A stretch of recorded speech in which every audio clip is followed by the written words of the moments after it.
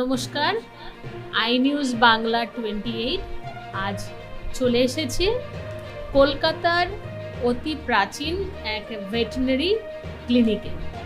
মৈত্রী veterinary clinic, দেশপ্রিয় পার্কে মৈত্রী ভেটেরিনারি ক্লিনিক। কলকাতার যারা অ্যানিমাল লাভার প্রত্যেকেই হয়তো এক ডাকে চেনে মৈত্রীকে, আর তার সঙ্গে মৈত্রীর বিখ্যাত এখানকার রানাদা আর মৈত্রীর এক নামকরা ডক্টর সৌরভ ব্যানার্জি। এখানে অ্যানিমালদের সব রকম ট্রিটমেন্ট হয়। আসুন কথা বলি ডক্টর ব্যানার্জির সাথে।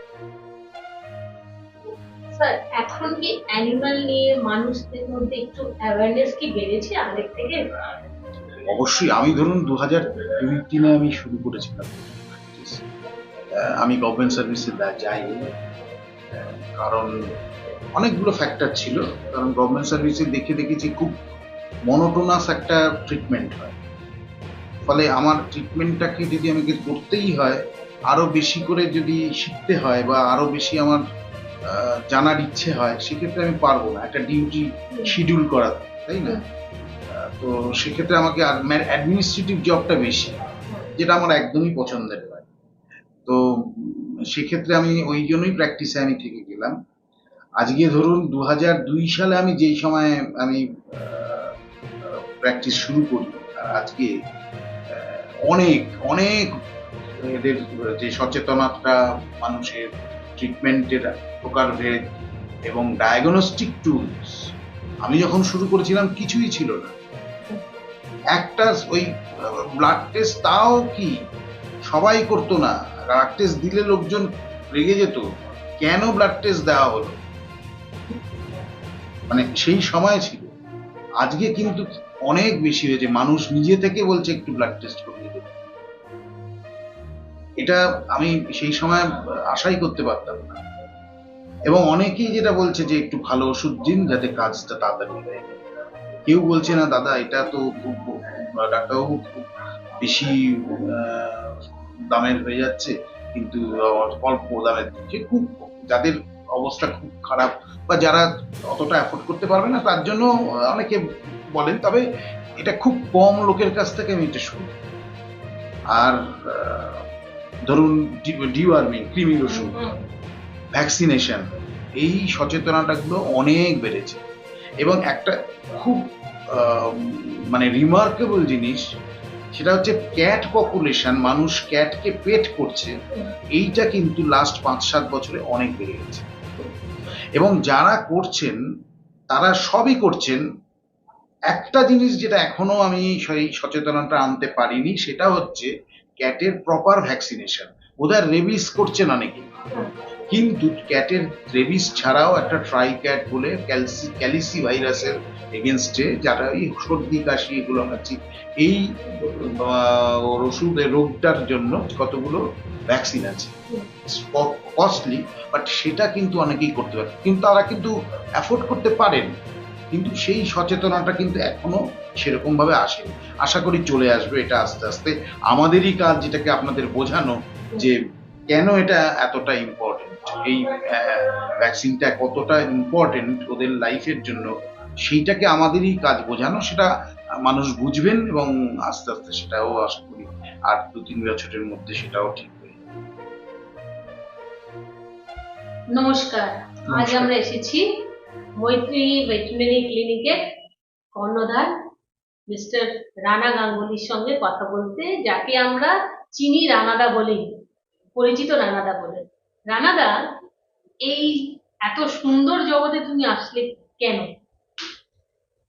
কঠিন প্রশ্ন নয়, খুব সহজ। ব্যাপারটা এরকম, ছোটবেলাতে আমার কাকা, আসলে কর্ণধার আমার কাকা শ্রী কিশোর গাঙ্গুলি, আমি একদম ছোটবেলা থেকে ওনার সাথেই আর কি চলাফেরা, পড়াশোনা, খাওয়া দাওয়া সবই ওনার সাথে।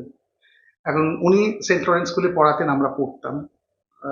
পথে যেতে একটি কুকুরকে আমরা আদর করার চেষ্টা করেছিলাম, ভদ্রমহিলা আমাদের কুকুরকে হাত দিতে দেননি। তো সেটা দেখে আমরা খুব দুঃখ পেয়েছিলাম। তো সেই দিনই কিশোর কাকা আমাদের দুটো স্পিচ করে এনে দিয়েছিলেন, বাম্পি আর পম্পি। তাকে নিয়ে আমাদের যাত্রা শুরু। কুকুর ছিল, ভ্যাকসিনেশনের দরকার, কখনো কখনো চিকিৎসার প্রয়োজন হতো। তো সেই সময় যখন যেখানে যাওয়া হতো বা যেখানেই যেতাম, কোথাও না কোথাও সবসময় যেন মনে হতো যে হয়তো আরেকটু ভালো হলে আরেকটু বেটার হতো, একটু পরিষ্কার জায়গা হলে হয়তো একটু ভালো হতো। তো এই জিনিসটা আমাদের খুব কুড়ে কুড়ে খেত। কিশোর কাকারই হঠাৎ করে এটা আহ, করা যে না, কিশোর স্কুলে পড়াতেন, স্কুলে পড়ানোটা ছেড়ে দিয়ে উনি ঠিক করলেন যে না, আমি এদের জন্য একটা এমন একটা জায়গা তৈরি করব যেখানে এরা মানে একটা কষ্ট নিয়ে এলে আর একটা কষ্ট নিয়ে ফেরত যাবে না, হুম। আমরা সেই কষ্টটাকে লাঘব করার চেষ্টা করব। তো সেই থেকে মৈত্রী শুরু। আমাদের এই পাশের বাড়িতেই একটি গ্যারাজ ঘরে প্রথম মৈত্রী চালু হয়েছিল হুম। 1986 সালে। হুম। জাস্ট 20শে অগস্ট, হুম। একদিন আগে আমরা 38 বছর পূরণ করেছি। তো তারপর থেকে আস্তে আস্তে পথ চলা, একটু একটু করে বাড়ানো, একটু একটু করে এগোনো, আস্তে আস্তে আমরা এই জায়গায় উপনীত হয়েছি, কিন্তু আমাদের 38টা বছর সময় লেগেছে। এই ভেটেরিনারি ক্লিনিকে সব রকম অ্যানিমালদের ট্রিটমেন্ট হয়, ভ্যাকসিন হয়, এখানে অপারেশনেরও ব্যবস্থা রয়েছে। আর সবচেয়ে ভালো লাগলো যখন এখানে এসে দেখলাম এখানে বার্ড, তার সঙ্গে রয়েছে খরগোশ, আর স্ট্রিট অ্যানিমাল বা স্ট্রিট ডগদের এখানে স্পেশাল কেয়ার নিয়ে দেখাশোনা করেন এখানকার কর্মকর্তারা। নামটা বলো। আমার নাম লালটু মন্ডল। আমার নাম সৌরভ নস্কর। আচ্ছা, তোমরা এই মৈত্রী ভেটেরিনারি ক্লিনিকে কত বছর ধরে? আমি 22 বছর হয়ে গেল। 2002-তে যখন প্রথম সকাল থেকে খোলা শুরু হলো, সেই ফেব্রুয়ারি মাস থেকে আমি আছি। আর ওর মধ্যে 4 বছরের কাছাকাছি হয়ে গেল। অ্যানিমালদের সঙ্গে থাকতে কেমন লাগে? 22 বছর যখন কাটিয়েছি, বুঝতেই পারছেন কেমন লাগতে পারে। খুবই ভালো লাগে। আর সারাদিন- সারা দিন সারা রাত এটাই নিয়েই থাকা, এর বাইরে আর কিছু জানিও না করতে।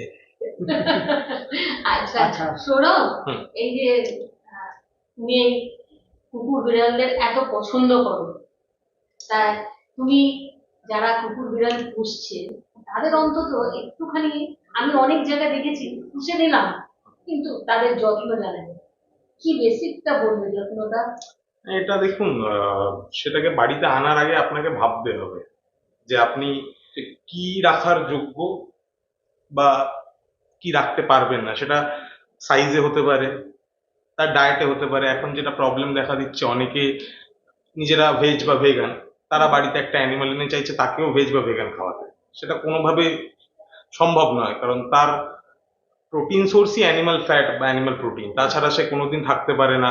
ফের অনেকের সমস্যা হচ্ছে, কিছু সিনিয়র সিটিজেনরা বড় বড় জায়ান্ট ব্রিড রাখছেন, যেমন রট হুইলার হতে পারে, ডালমেশিয়ান হতে পারে, ডোবারম্যান হতে পারে, এই ধরনের ব্রিড। সেটা রাখার আগে আপনাকে তার অভ্যেস, তার এক্সারসাইজ, এগুলো ভাবতে হবে, পরিকল্পনা করতে হবে। সেইগুলো রেখেই আপনাকে বাড়িতে একটা পশু আনা উচিত।